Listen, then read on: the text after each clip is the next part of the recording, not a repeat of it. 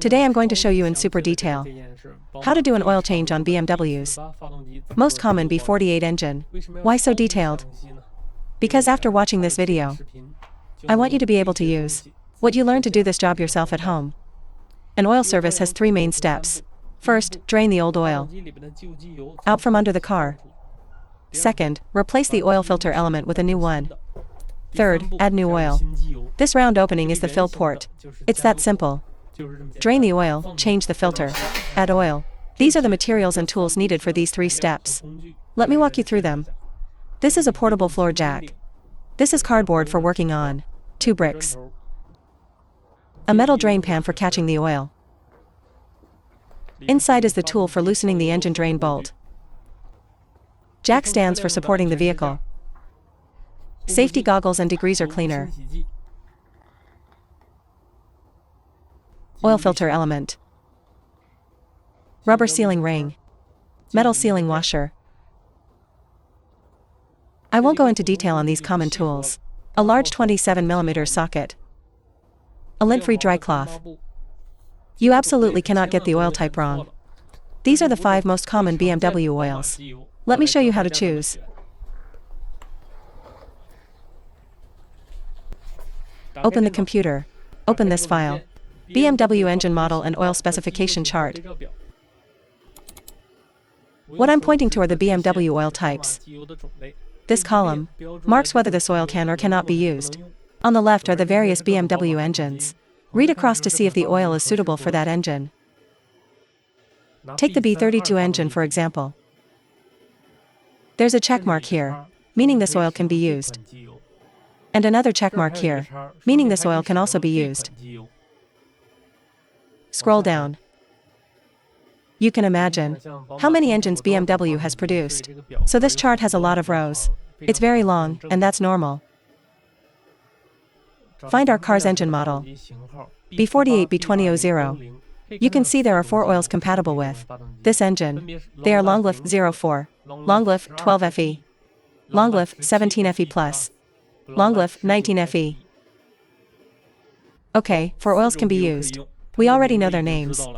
Now let's look at the names of these 5 oils and see which one matches. The first oil is called Longlife 01, not compatible. The second oil is called Longlife 01FE, also not compatible. The third oil is called Longlife 04. This one can be used. This one is called Longlife 17FE+, also usable. The fifth oil is called Longlife 12FE. This one can also be used. Among these 3 correct oils, 5W 30's advantage is high value for money. 0W 20's advantage is lower viscosity for better fuel economy. This 0W 30 offers the engine the strongest wear protection. We'll use this 0W 30 oil. 1 bottle isn't enough, we need at least 6 bottles. Okay, materials covered, now let's get to work. It's best to drain the oil while the engine is hot. This drains out the dirt more cleanly and more thoroughly. Let's start the engine now.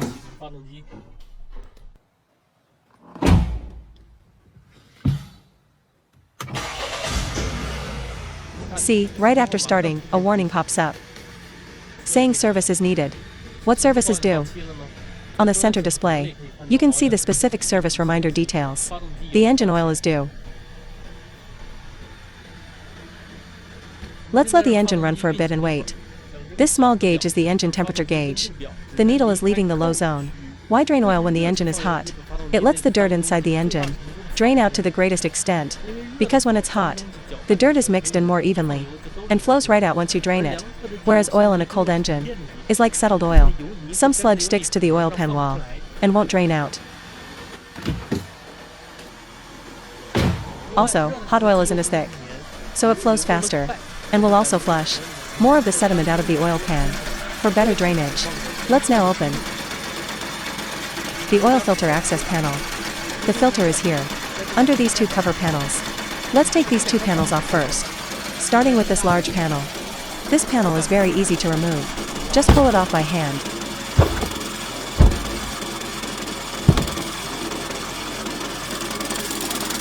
Once the plastic panel opens, the noise suddenly gets louder because the back of the panel has thick sound insulating foam. Let me show you. How this panel connects to the engine. The panel has 4 rubber mounts with small holes. And the engine has 4 plastic posts with small balls. The concept is simple. No need to explain further.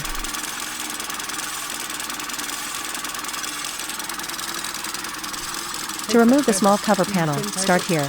Grab the spot and pull upward. Then slide the panel out flat. Let me show you closely. Some people break their own car doing this at home. This is a spring-loaded expanding clip. The bracket socket. The rear bracket socket. This is the tab on the back of the cover.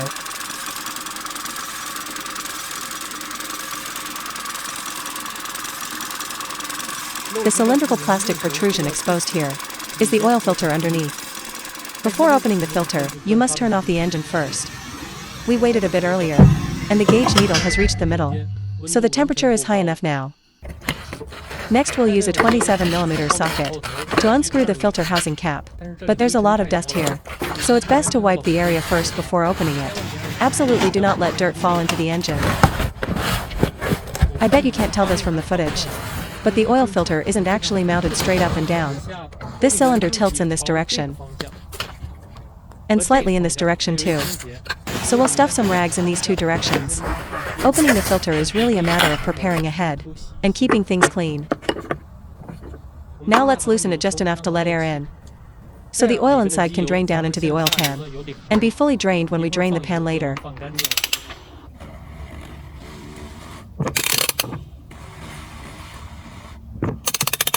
Loosen it until the seal ring comes out. The cap can move like this, which achieves the venting and draining effect.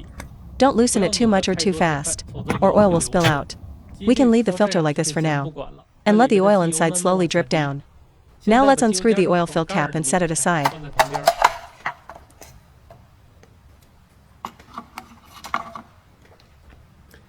Now we'll use this floor jack to lift the car, and I'll get underneath to drain the oil. Because BMW sedans have a relatively low ground clearance, a badly done jack job can easily cause a serious safety accident. So I've numbered the 7 key steps to jacking up a car, and I'll demonstrate them one by one. First, make sure the car is on flat, level ground. Jacking up a car on a slope is especially dangerous. Second, the car must not move while jacking. Make sure the parking brake is set. Third, when jacking up the front left wheel, chock the rear right wheel. This acts as an extra safety backup.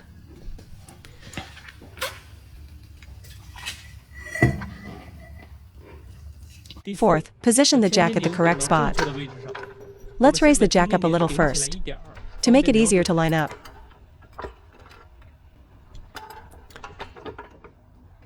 Let me show you what the car's dedicated jack point looks like. Adjust the jack position front to back.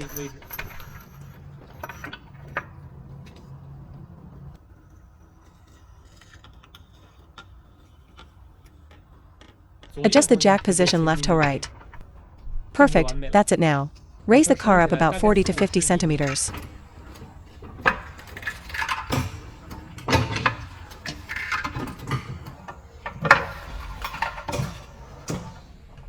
A hydraulic jack like this should only be used to raise and lower the vehicle, not to support the vehicle for a long time, because if it leaks anywhere, the car will drop. We need to switch it out. So, fifth, we now need to transfer the car's weight onto jack stands. Let's take a look at where it's appropriate to place the jack stands. Let's go under the front of the car and check.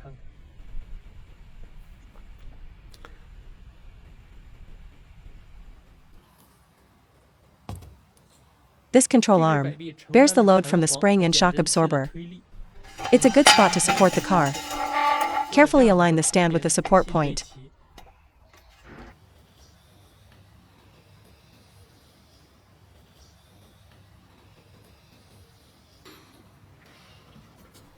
Front to back alignment too.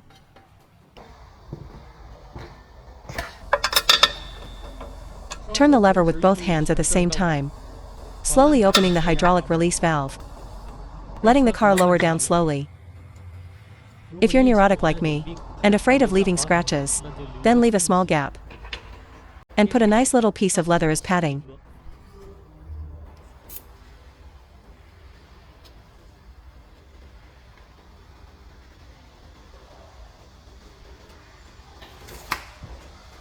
If you're not that particular about it, you don't need to worry about this small mark. It won't affect performance or lifespan at all. Keep lowering until the car body stops descending.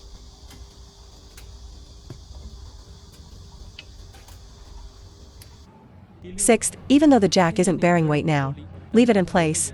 Don't retract it, it's a backup safety measure. Seventh, shake the car hard to check stability. Use all your strength. A properly supported car should be rock solid. Not bad, very satisfying. Okay, these 7 steps are enough to ensure safety. Now let's get underneath to drain the oil.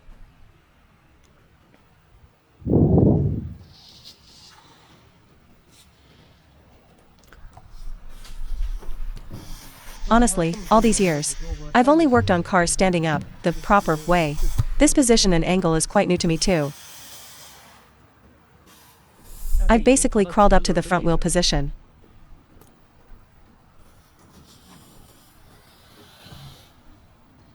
The panel with 2 holes up there opens up to the drain access opening.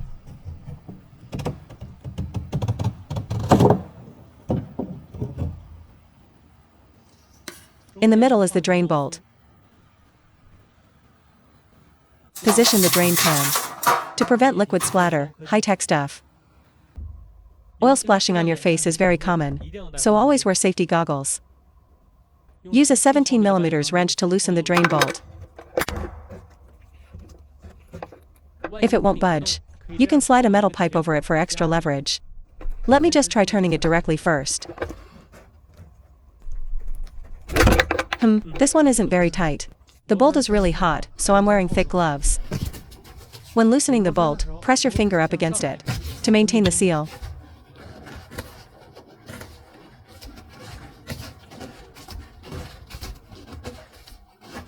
The oil temperature right now is at least 80 to 90 degrees Celsius. Easy to get burned. Let me show you some extra details for reference.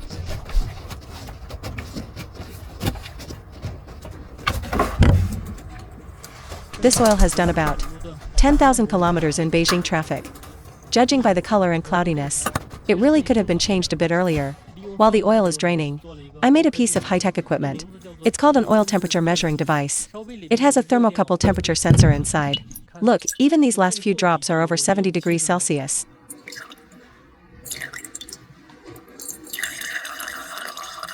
You think that's it, oil drained and done? No, there's one more thing we need to do. Right now the car is tilted quite a bit, which could mean the drain hole isn't at the lowest point. So even though it's a bit of a hassle, we now need to level the car out. After all, if you're doing this at home, that means you've got plenty of time, right? Let the oil underneath keep dripping slowly. Let's head to the engine bay to change the filter.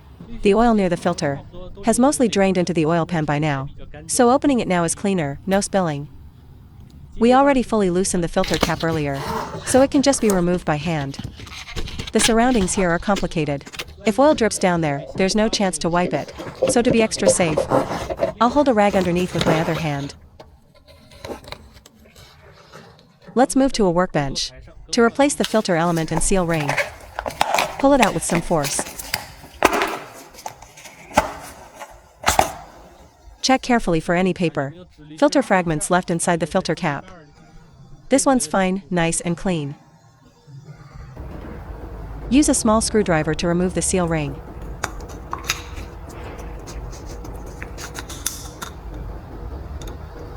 The new seal ring is completely dry. Installing it directly could cause it to twist and deform, leading to an oil leak. So we can't install it dry.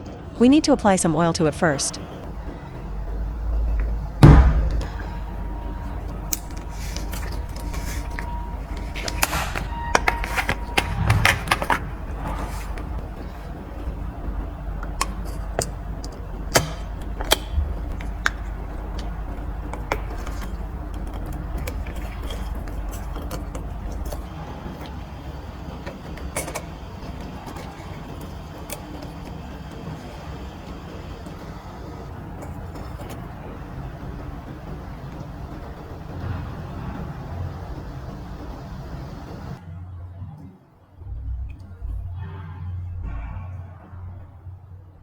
Nice and even.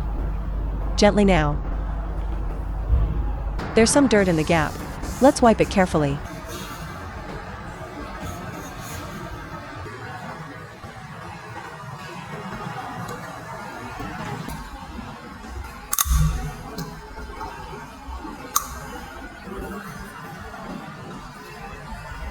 This little blue ring needs oil on it too.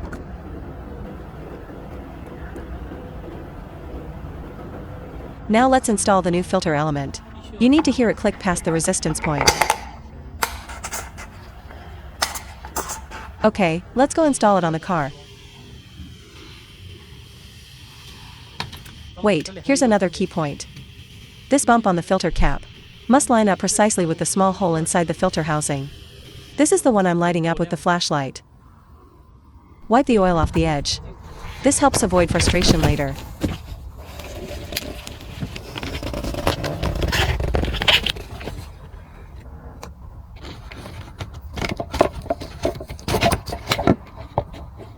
This is what it looks like when it's not aligned.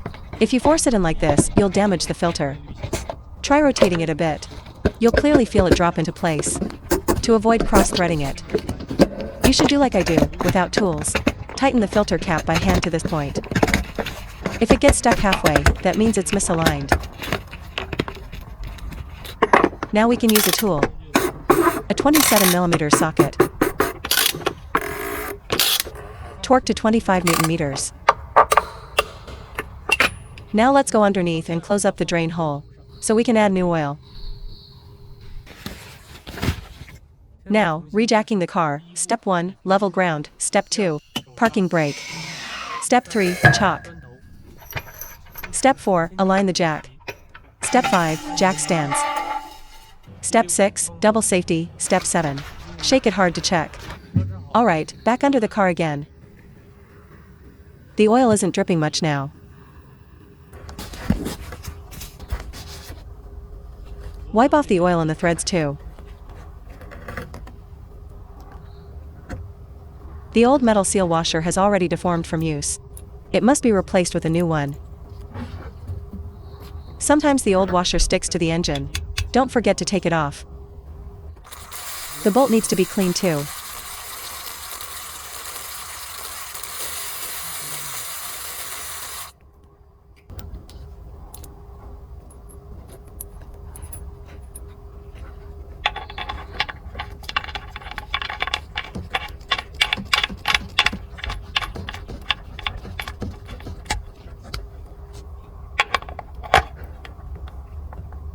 Nm. Now let's go add the oil up top.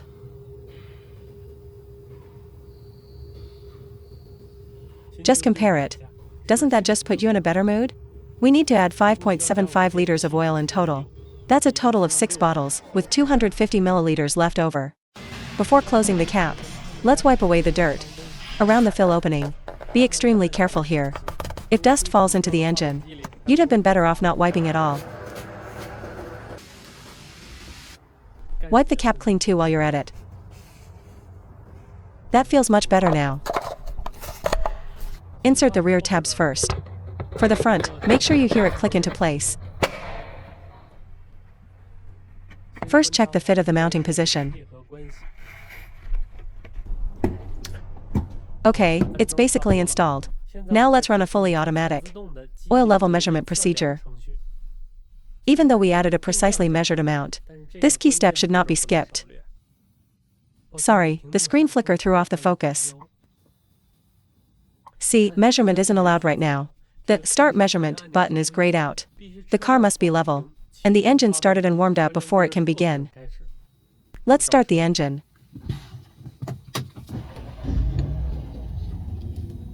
Right now the oil status shows cold. After waiting a bit, the temperature is now normal. Tap Start Measurement. You can see, the measurement progress percentage has started moving. At this point, to improve measurement accuracy, the engine automatically raised idle to 1,100 revolutions per minute. After waiting 1 or 2 minutes, the result comes out. Perfect, right at the maximum level. Oil level is fine, now let's go. Check under the car whether the drain bolt we just tightened is leaking. Since we just ran the engine for a bit, you could call that a leak test too. Great, no leaks at all. Nice and clean.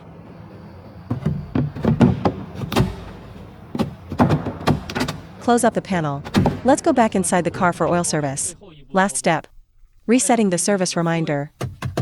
Without pressing the brake, press it 3 times in a row. Long press the BC button on the left stalk to bring up the service reset screen. Short press to switch. Long press to confirm. Service reminder reset complete.